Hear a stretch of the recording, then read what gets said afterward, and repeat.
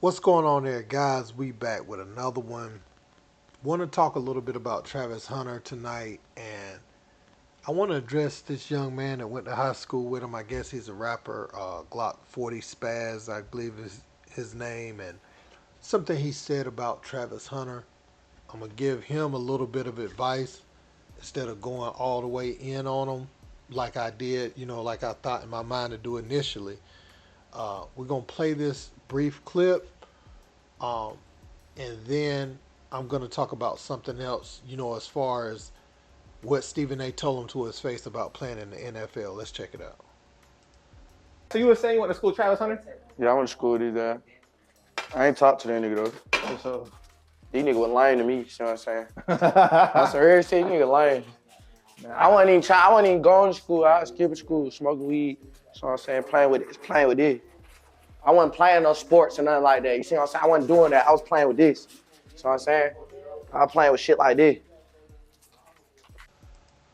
Okay, guys, so I'm going to say this, and I'm going to try not to ostracize the man too bad, but the fact that he found Travis Hunter playing football and standing on a straight and narrow lane shows we as a people have a lot to learn. We got a whole lot to learn because it's nothing lame about getting a scholarship, getting out your environment, and going to college and becoming a top, potentially #1 NFL draft pick. We should be championing that, that type of resilience. For everything we said about his relationship and stuff, that's his personal life. But I'll tell you what, if you playing with those, like you say, those firearms, then somebody who don't like you is also playing with them. That's the only reason that you have to have them all the time like that. And the way that he's saying it, you can't pull up at a stoplight without looking every which way and being paranoid. Especially if you're driving, you can't go to a supermarket without thinking, looking to make sure somebody else don't see you before you see them. I think that way of existing is lame, to be honest with you, in my opinion, because we only do it to each other. And the stuff typically starts over something petty, and then blood is spilled from somewhere, and then it just keeps going on and on and on. And so I think that vicious cycle where we look to do that to each other, I think that's lame. I think what Travis Hunter is doing is good. Playing football, not hurting people that look like him. I think that's the coolest thing you can be. I think people that shoot other black people in their community, I think that's lame, sir. So just that whole mentality, I hope he can grow out of that and out of that way of thinking. But keep growing, young brother. That's what I'm going to say about that. Now we're going to transition over to Stephen A. Smith, and he had something good to say to Travis Hunter. And this is something I've been saying for a long time. Travis Hunter wants to play both sides of the football in the NFL. Well, Stephen A. told him to his face why that might not be a good idea on Cam Newton's podcast. Let's check it out.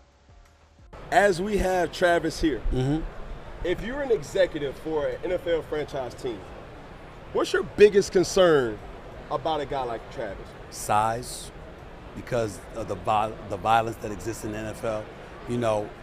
You are large for a quarterback, but you're not abnormal for a football player. There's a lot of dudes his size, right? So I would say bigger. And the fact that you can play on both sides of the ball, I'm going to have coaches that are thinking about winning next week and the week after, as opposed to thinking long term. So they're going to throw you to the wolves, because if you can play, and you can play. So because of that, what's going to happen is that you're on both sides of the ball. That's overexposure. In a sport as violent as football, you're destined to get hurt the more you expose yourself. And that's what I would be worried about. I'm not worried about your IQ. I'm not worried about your athletic ability. I'm not worried about your heart, your fearlessness. I ain't worried about none of that. You got all that. Yes, sir. But you in a man's game now, and these some big, big boys, and they're going to put a licking on you. And the more you expose yourself to that, it's like attrition kicking in. Look at it from a boxing analogy. You could take a punch, but if you get hit upside the head enough, eventually you're going to start slurring. I actually like the way Stephen A. Smith put that for Travis Hunter. That's some of my same concerns. And I don't believe an NFL franchise is going to invest that much into Travis Hunter to allow him to play both sides of the ball as much as he was playing in Colorado. I just don't think that's smart. It's not even about your ability or what you can do as a player.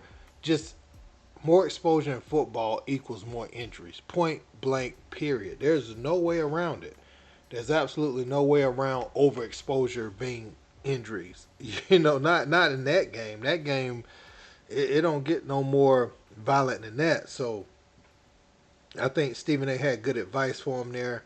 And I think Travis Hunter, when he gets out there, he's going to see that even the film that you have to study. Like, imagine this.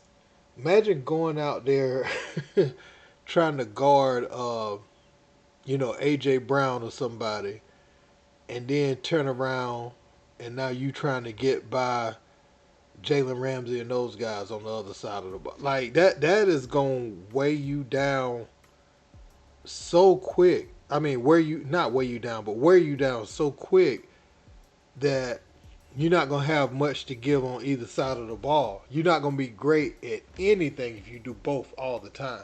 Now, doing it in spots, yes.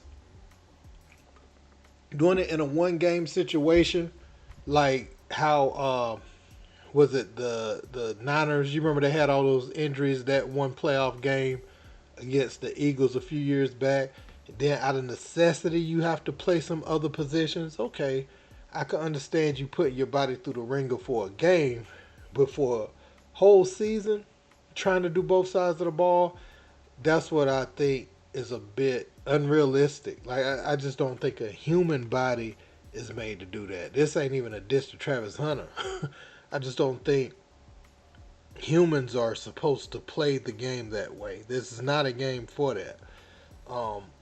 And so I think Travis, if you look at his prospects as a cornerback, the average height is around 5'11", somewhere around there, 6 foot. I believe Travis is 6'1", so he got good height, good size for that position. I think a wide receiver is right over 6 foot, the average height of one. So he's average size for that position.